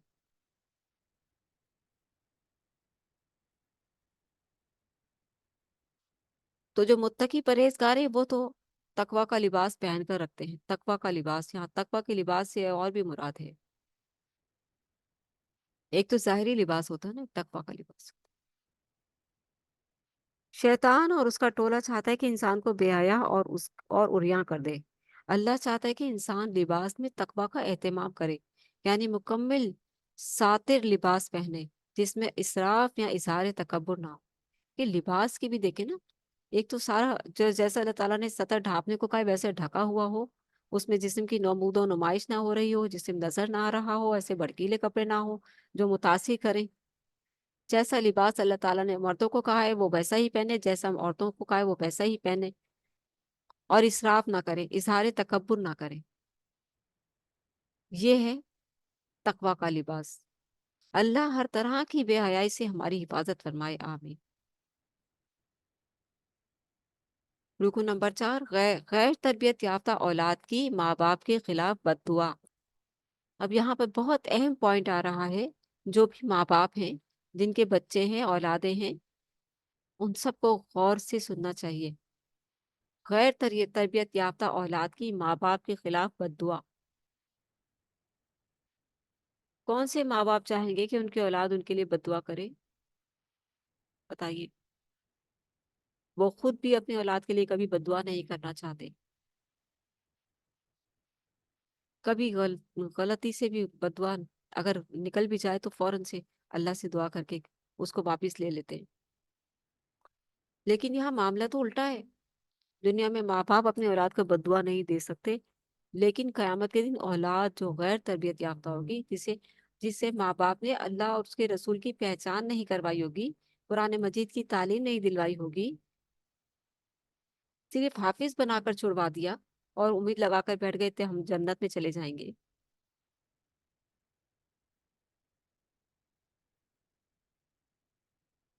ये सारी चीजें कुरान मजीद पढ़ के हमें पता चल रही है ना कि करने का काम क्या है, किस हद तक कुरान को सीखना है, किस हद तक अल्लाह से ताल्लुक बनाना है, बच्चों की तरबियत कैसे करनी है, खुद कैसे रहना है, कैसा लिबास पहनना है, कैसे जिंदगी गुजारनी है। दायरा नजर आ रहा है ना, एक बनता जा रहा है ना दायरा। जैसे कुरान मजीद शुरू होता है वैसे ही दायरा बनता जाता है, बनता जाता है, बनता जाता है। हम उसमें आते जाते हैं, आते जाते हैं, आते जाते हैं। अगर हम अपना तज़किया करते जा रहे हैं और बुराइयों को छोड़ते जा रहे हैं और अच्छाइयाँ अपनाते जा रहे हैं, तो हम वो दायरे में आते जा रहे हैं। और जब कुरान मजीद कंप्लीट होता है, हम उस दायरे में, महफूज दायरे में आ जाते हैं, शैतान की चुंगल से आज़ाद हो जाते हैं और हम अल्लाह और उसके रसूल की इताअत में आ जाते हैं और अल्लाह की नाफरमानी के कामों से बचते रहते हैं और अल्लाह की फरमाबरदारी में वो सारे काम करते हैं जो अल्लाह चाहता है। अब यहाँ देखिए, गैर तरबियत याफ्ता औलाद की माँ बाप के खिलाफ बद्दुआ क्या होगी, क्यों होगी, कैसे होगी, क्या वजह होगी? माँ बाप तो वारिस सदके जाते हैं अपनी औलादों के। दुनिया में तो माँ बाप वारिस सदके जाते हैं औलाद के। कयामत के दिन जो फैसले की घड़ी का दिन होगा, उस दिन वो अपने माँ बाप के खिलाफ गवाही देगी। आखिर वो कौन सी वजह है? चौथे रुकू में बयान किया गया कि अल्लाह ने जो भी पाकीज़ा रिस्क और ज़ेब व जीनत की अशिया बनाई है, वो हरगिज हराम नहीं है। हुक्म यह है कि उन्हें हलाल तरीके से हासिल किया जाए, हलाल तरीके से हासिल किया जाए। ये ना हो कि सूद का पैसा है हराम का और उससे हासिल कर रहे हैं। हलाल तरीके से, या लूट खसूट करके हासिल कर ले, नहीं, हलाल तरीके से ही हासिल किया जाए और उनसे शरीयत के मुताबिक इस्तेफादा किया जाए। इस रुकू में खबरदार किया गया कि अगर औलाद की सही दीनी तरबियत ना की तो वो औलाद जहन्नुम में जाने के बाद अल्लाह से बद्दुआ करेगी कि हमारे माँ बाप को दुगना अजाब दिया जाए। उनकी वजह से हमें ये बर्बादी देखनी पड़ी। अल्लाह अकबर। ये जहन्नुम में जाने के बाद औलाद अपने माँ बाप के लिए दुगने अजाब की बद्दुआ करेगी। कितनी बड़ी जिल्लत की बात है ना, कितनी बड़ी रुसवाई की बात है। کہ جو دنیا میں اللہ تعالیٰ نے بھیجا ہے اور شادی کے بعد جو بچے ہوئے ہیں اور فخر کرتے پھرتے ہیں لوگ، میرے تو اتنے بیٹے، میرے تو اتنی بیٹیاں، سب کی اچھی جگہ شادیاں ہو گئی، اللہ کا شکر ہے۔ بس یہی تماشا رہ گیا ہے، شادی بچے، دنیا میں آنے کا صرف یہی تماشا رہ گیا ہے، شادی اور بچے رہ گیا بس۔ شادی کر کے بچے جو پیدا کیے ان کی اگر تربیت نہیں کی تو پھر بہت بڑا خطرے کی بات ہو جائے۔ اوپر ہم پڑھ کے آئے نا، شادی محض لذت کے لیے مت کرو، اس کے مقصد کو پہچانو، اور پھر جب بچے ہو جائیں تو پھر ان کی تربیت کرو، اولاد دینی تربیت، وہ تاکہ تمہارے لیے صدقہ جاریہ بنے، تاکہ تمہارے لیے وہ صدقہ جاریہ بنے، جنت میں جانے کا ذریعہ بنے، یہ نہ ہو کہ وہ تمہارے لیے بددعا کرنے والے، جہنم جہنم میں لے جانے والے، دگنے عذاب کی بددعا کرنے والے بن جائیں۔ اللہ ہم سب کو ایسی محرومی سے محفوظ رکھے، اللہ ہم سب کو۔ وہ لوگ جو کہتے ہیں کہ ہماری اولاد نہیں، تڑپتے رہتے ہیں، روتے رہتے ہیں اولاد کے لیے، سسکتے رہتے ہیں، وہ دیکھیں کہ اولاد والوں کے لیے کتنی بڑی آزمائش ہے، یہاں پر کتنا بڑا حکم آیا ہے۔ قرآن مجید پڑھ رہے ہیں نا، دائرہ ہمارا وسیع ہوتا جا رہا ہے، بنتا جا رہا ہے ہمارے گرد، اطیع اللہ و اطیع الرسول کا، کہ اس سے پہلے ہمیں نہیں پتا تھا تو اب ہم اپنی اولاد کو دین کی طرف لے آئیں، اب تو ہمارے کہنے میں نہیں آتے، اب تو ہماری وہ بات نہیں سنتے، تو خسارہ کس کا ہوا؟ اپنا ہی ہوا نا، کیونکہ ہم نے قرآن کو دیکھا ہی نہیں، ہم تو مستیوں میں لگے ہوئے تھے، ہم تو موج میں لگے ہوئے تھے، شادی ہوئی، سسرال ہے، میکا ہے، دعوتیں چل رہی ہیں، ایونٹ چل رہے ہیں، خوشیاں ہی خوشیاں چل رہی ہیں، یعنی مون ہی نہیں ختم ہو رہا ہمارا، ہوش کے ناخن ہی نہیں لیے۔ اب جب ہوش آیا ہے تو وقت گزر گیا، ہاتھ سے نکل گئی اولاد، اب کیا کریں گے؟ اب رو رو کے دعائیں کریں اور کیا کریں گے؟ اپنی غلطیوں کی معافی مانگے، اللہ کا در تو کھلا ہے نا، اور پھر اپنی اولاد کے لیے بھی دعائیں کریں، ان کی دعا تو مومن کا ہتھیار ہے، الدعاء مخ العبادہ، دعا عبادت کا مغز ہے۔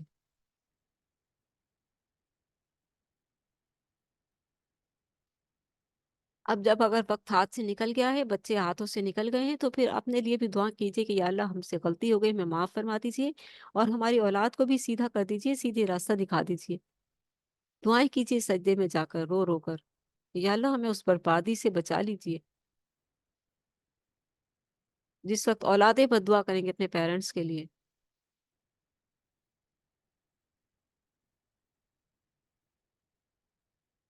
دوبارہ دیکھیں اس رکوع میں خبردار کیا گیا کہ اگر اولاد کی صحیح دینی تربیت نہ کی تو وہ اولاد جہنم میں جانے کے بعد اللہ سے بد دعا کرے گی کہ ہمارے ماں باپ کو دگنا عذاب دیا جائے، ان کی وجہ سے ہمیں یہ بربادی دیکھنی پڑی۔ اللہ فرمائے گا تم سب کے لیے دگنا عذاب ہے، اللہ اکبر۔ اللہ تعالیٰ ایسی ایسی نہ ایسے عذاب سے محفوظ رکھے، اللہ تعالیٰ ایسی ذلت سے محفوظ رکھے، ہم سب کو محفوظ رکھے، آمین۔ اس لیے کہ تم نے بھی اپنی اولاد کی دینی تربیت نہیں کی تھی، سب کے سب چین در چین چل رہی ہے نا، عیاشیاں، لبرلزم ہی نہیں ختم ہو رہا بھائی، دنیا ہی نہیں ختم ہو رہی، دنیا کا نقشہ ہی نہیں ختم ہو رہا، جب موت آئے گی تو سب پلٹ جائے گا، سب پتہ چل جائے گا۔ ابھی تو دنیا میں کھلی ہوئی آنکھیں آپ لوگوں نے بند کی ہوئی ہیں، لیکن جب آپ کی آنکھیں بند ہوں گی، جو دنیا دار دنیا پرست بنے ہوئے ہیں، جب ان کی آنکھیں بند ہوگی تو اصل میں اس وقت ان کی آنکھیں کھلیں گی، اصل میں انہیں پتہ چلے گا کہ یہ کیا ہو گیا، یہ کیا کر کے آ گئے، یہ تو بہت بڑا نقصان کر دیا۔ سو اس لیے اللہ تعالیٰ اسی لیے تو امیجن کرواتا ہے پہلے، ابھی قیامت تو نہیں آئی، ابھی ہمارے بچے ہماری آنکھوں کے سامنے ہیں، ابھی وہ ہمارے لیے بد دعا تو نہیں کر رہے ہیں، نعوذ باللہ، اللہ نہ کرے کہ ایسا وقت آئے۔ ابھی ہمیں اللہ تعالیٰ جھنجھوڑ رہا ہے، دیکھو وہ وقت آ جائے گا اگر تم نے ابھی ہوش میں نہ لی، ابھی تم نے ہوش کے ناخن نہ لیے، ابھی تم نے اپنے آپ کو نہیں سنبھالا، اپنی اولاد کو نہیں سنبھالا، تو وہ وقت دور تو نہیں ہے، ہوش میں آ جاؤ، نہ خود کو برباد کرو نہ اپنی اولاد کو برباد کرو۔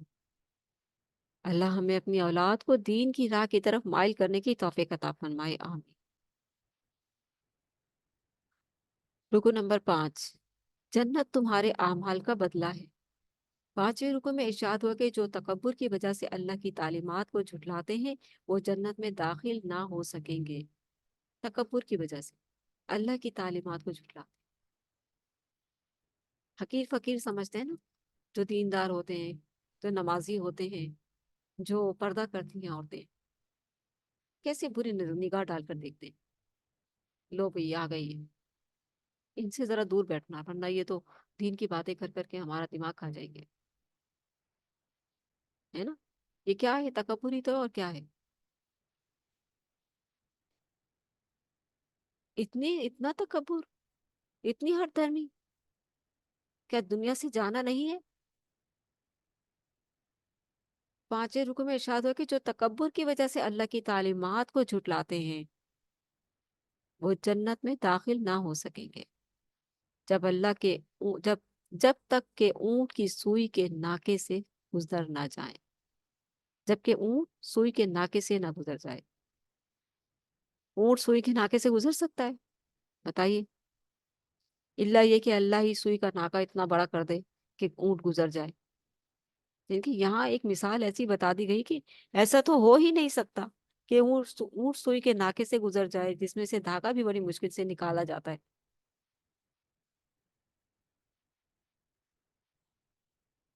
یہ ہے تکبر کی سزا۔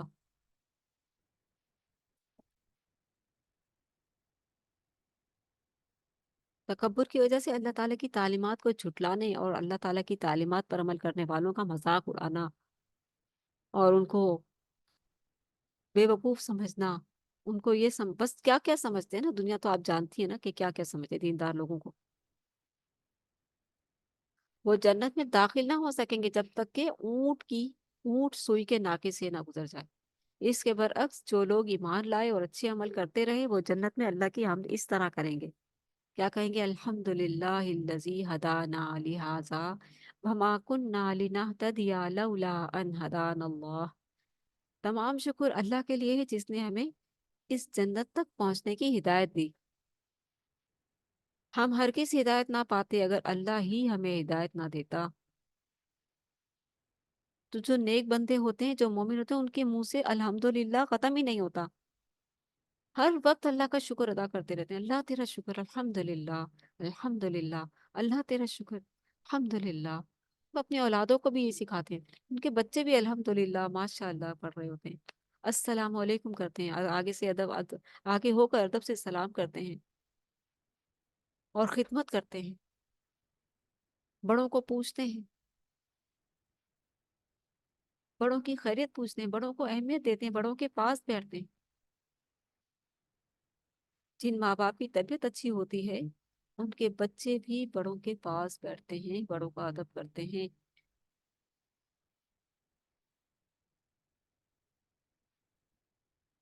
وہ یہ حسد جلن نہیں کرتے کہ ہمارا بچہ، ہماری بچی ہماری ساس کے پاس بیٹھ جائے، کیوں بیٹھے؟ ایسی بد اخلاقیاں نہیں ہوتی۔ اور صرف گھر کے بزرگ نہیں، اور بھی دنیا میں اور بھی دوسرے بزرگ ہوتے ہیں، انہیں معلوم ہے کہ جہاں کہیں کسی بڑے کو دیکھا وہاں سلام کرنا ہے، جہاں ماں کسی بڑے سے بات کر رہی ہے، کسی سے بھی بات کری، اس کو خود ہم نے بھی سلام کرنا ہے آگے بڑھ، اسے پتا ہوتا ہے۔ ان کے بچوں کی تربیت ایسی ہوتی ہے جو دیندار لوگ ہوتے ہیں، لیکن لبرلزم، بچے پاس کھڑے رہیں گے، ادھر ادھر دیکھتے رہیں گے، ماں نے کسی سے سلام کیا ہے، ان کو توفیق نہیں ہوگی کہ وہ بھی سلام کر لیں، اپنے ہی ایٹیٹیوڈ میں رہتے ہیں۔ یہ ہے فرق، آپ دیکھ لیں۔ اب دیکھیں، جب انسان یہ کہے گا جنت میں جا کر کہ کل شکر اللہ ہی کے لیے جس نے ہمیں اس جنت تک پہنچنے کی ہدایت دی، تو اللہ جواب دے ارشاد فرمائے گا کہ جنت دراصل تمہارے اعمال کا بدلہ ہے، تمہارے اخلاص کا بدلہ ہے، تمہاری توجہ کا بدلہ ہے، جو تم نے رب کی طرف کی تھی، جو تم نے اپنے رب کی طرف کر رکھی تھی، اس توجہ کا بدلہ ہے، اس تقویٰ کا بدلہ ہے، اس اخلاص کا بدلہ ہے، اس محبت کا بدلہ ہے، اس عمل کا بدلہ ہے جو تم رب کی چاہت میں لگے ہوئے تھے۔ اسی رکو میں اصحاب اعراف کا ذکر ہے، یہ وہ لوگ ہیں جن کی نیکیاں اور برائیاں برابر تھیں، نہ جنت میں داخل کیے گئے اور نہ جہنم میں گرائے گئے۔ وہ دعا کریں گے کہ اے اللہ ہمیں جہنم سے محفوظ فرما اور جنت میں داخل فرما۔ آخر کار اللہ تعالیٰ انہیں جنت میں داخل فرما دے گا۔ جنتی اور جہنمی جب چلے جائیں گے اپنے اپنے مقام پر، تو اعراف والے بیچ میں ہوں گے، ان پر وہ اتنا سخت وقت ہوگا، وہ तड़प कर बिलख कर कहेंगे कि या अल्लाह जो भी फैसला हमारा कर दीजिए।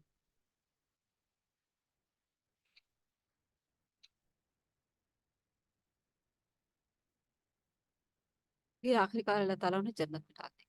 आखिरत की तैयारी से गाफिल ना हो। रुकू नंबर 6। छठे रुकू में बयान किया गया कि असहाबे आराफ की दुआ कबूल की जाएगी और वो जन्नत में दाखिल कर दिए जाएंगे।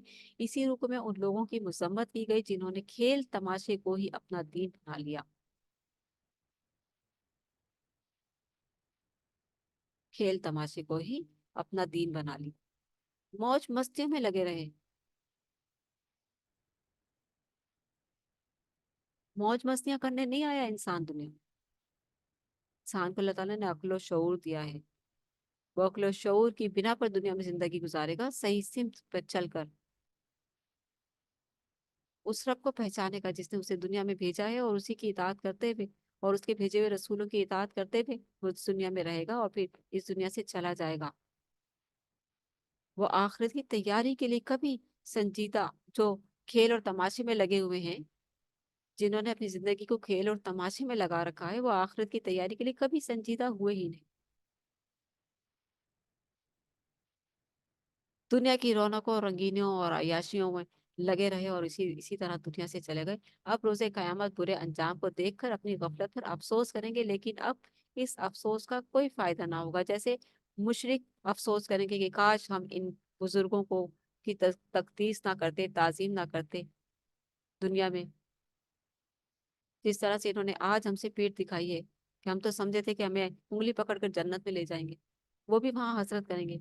और एक हसरत वाले गिरोह गिरोह ये होगा जो दुनिया में ऐश परस्ती में लगा रहा, अय्याशियों में लगा रहा, और जो है अपनी मनमानियों में लगा रहा, अल्लाह और उसके रसूल को भूल गया और आखिरत के दिन को भुलाकर उसने जिंदगी अपनी फना कर दी।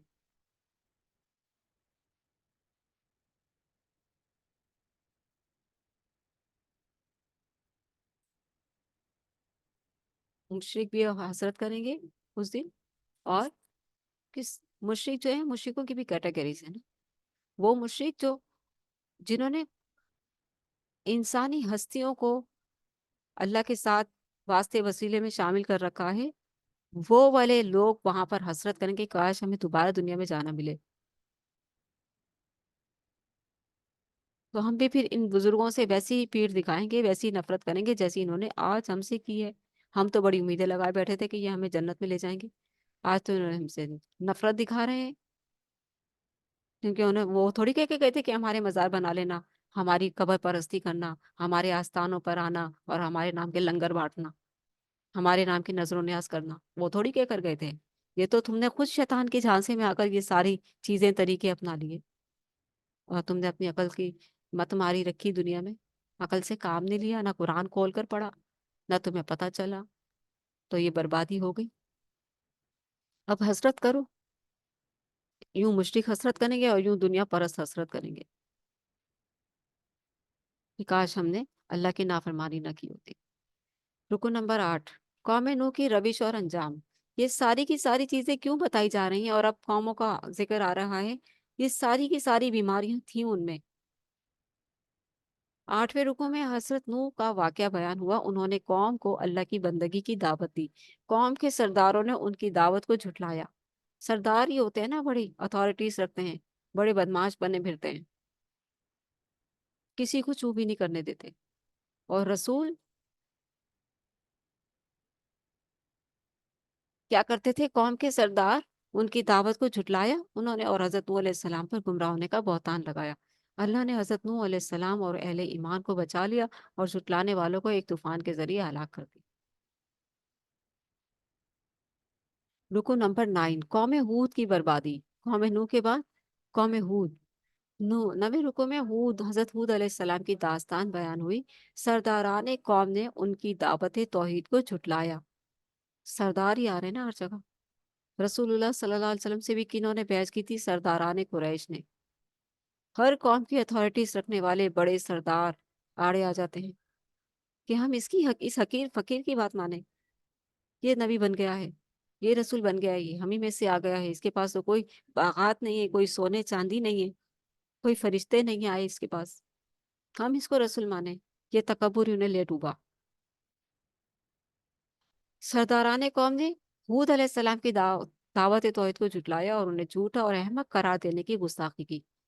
اللہ نے ان بدبختوں کو برباد کر دیا اور اپنی رحمت سے حضرت ہود علیہ السلام اور اہل ایمان کو بچا لیا جو ایمان لائے تھے۔ یہ قوم عاد تھی جن میں حضرت ہود علیہ السلام آئے۔ رکو نمبر 10 میں قوم صالح قوم لوط کا انجام ہے۔ 10ویں رکو میں حضرت صالح علیہ السلام اور حضرت لوط علیہ السلام کی اپنی قوموں کے ساتھ کشمکش کا ذکر ہے۔ حضرت صالح علیہ السلام نے اپنی قوم کو اللہ کی بندگی اختیار کرنے کی دعوت دی اور نشانی کے طور پر اللہ کے حکم سے ایک زندہ اونٹنی پہاڑ سے برآمد کر دی۔ قوم کے متکبر سرداروں نے نہ صرف ان کی یعنی کہ اپنے نبی کی تعلیمات کو جھٹلایا بلکہ اہل ایمان کو بھی نیکی کی راہ اختیار کرنے سے روکا۔ یہ جو سردار ہوتے ہیں نا، یہ متکبر سردار، اللہ ان سے بچائے کہ انہوں نے نہ صرف خود تعلیمات کو جھٹلایا نبی کی اور بلکہ اہل ایمان کو بھی نیکی کی راہ سے اختیار کرنے سے روکا۔ پھر معجزے کے ذریعے برآمد ہونے والی اونٹنی کو مار دیا۔ اللہ نے زلزلے کے ذریعے قوم کو تہس نہس کر دیا۔ حضرت لوط علیہ السلام نے قوم کو ہم جنس پرستی کی خباثت سے روکنے کی کوشش کی۔ قوم نے حضرت لوط علیہ السلام کو بستی سے نکالنے کا ناپاک منصوبہ بنایا۔ کہتے تھے بڑے پاک باز بنتے ہو، تم بڑے پاک باز بنتے ہو۔ لوط علیہ السلام کی قوم لوط علیہ السلام کو ایسے تانے مارتی تھی، تو اللہ تعالیٰ نے پھر ایسے تانے مارنے والوں کو کیا زبردست سزا دکھائی۔ اللہ نے پتھروں کی بارش کے ذریعے اس بے حیا قوم کا کام تمام کر دیا۔ یہ تھا 8واں پارہ۔ سورۃ اعراف ہماری شروع ہو چکی ہے، 10 رکوع ہم پڑھ چکے ہیں انشاءاللہ۔ الحمدللہ اللہ کی رحمت اور توفیق کے ساتھ آج 9واں پارہ کمپلیٹ ہوا۔ اللہ تعالیٰ کا جتنا بھی شکر ادا کرے کم ہے۔ الحمدللہ الذی بنعمتہ تتم الصالحات، الحمدللہ رب العالمین۔ اللہ تعالیٰ سے دعا ہے کہ یا الہی آپ کا پاک کلام ہی حق اور سچ ہے۔ اگر کوئی غلطی اور خطا ہوئی تو وہ ہماری ہے۔ آپ ہماری غلطیوں سے درگزر فرمائیے، ہمیں معاف فرما دیجیے، آمین۔ یا رب لک الحمد کما ینبغی لجلال وجهک وعظیم سلطانک، الحمدللہ الحمدللہ الحمدللہ رب العالمین۔ اللہم صلی وسلم علی نبینا محمد وعلی آلہ وصحبہ وسلم تسلیما کثیرا۔ اللهم ارزقني التفكر والتدبر بما يتلوه لساني من كتابك، والفهم له والمعرفة بمعانيه، والنظر في عجائبه، والعمل بذلك ما بقيت، إنك على كل شيء قدير۔ آمین ثم آمین۔ اللہم صلی وسلم علی نبینا محمد۔ اللہ تعالیٰ آپ سب کو، ہم سب کو دل کے سکون اور راحت بھری زندگی عطا فرمائے، اور اس رمضان المبارک کو ہم سب کے لیے رحمتوں اور برکتوں والا بنا دے اور بخشش کا ذریعہ بنا دے۔ اے اللہ ہم سب کو اپنی محبتیں عطا فرما، اپنی محبت عطا فرما، اپنے پسندیدہ بندوں میں شامل فرما لے، اپنی دوستی عطا فرما، اپنے دوستوں میں شامل فرما لے۔ آمین ثم آمین۔ اسی دعا کے ساتھ آپ سب سے اجازت چاہتی ہوں۔ سبحانک اللہم و بحمدک نشہد ان لا الہ الا انت نستغفرک و نتوب الیک۔ السلام علیکم ورحمۃ اللہ وبرکاتہ۔ اگر کسی کو آج کے حوالے سے کوئی بات چیت کرنی ہے تو اسی میٹنگ کو دوبارہ سے جوائن کر کے آپ لوگ آ سکتے ہیں، میں ہوں یہاں پر۔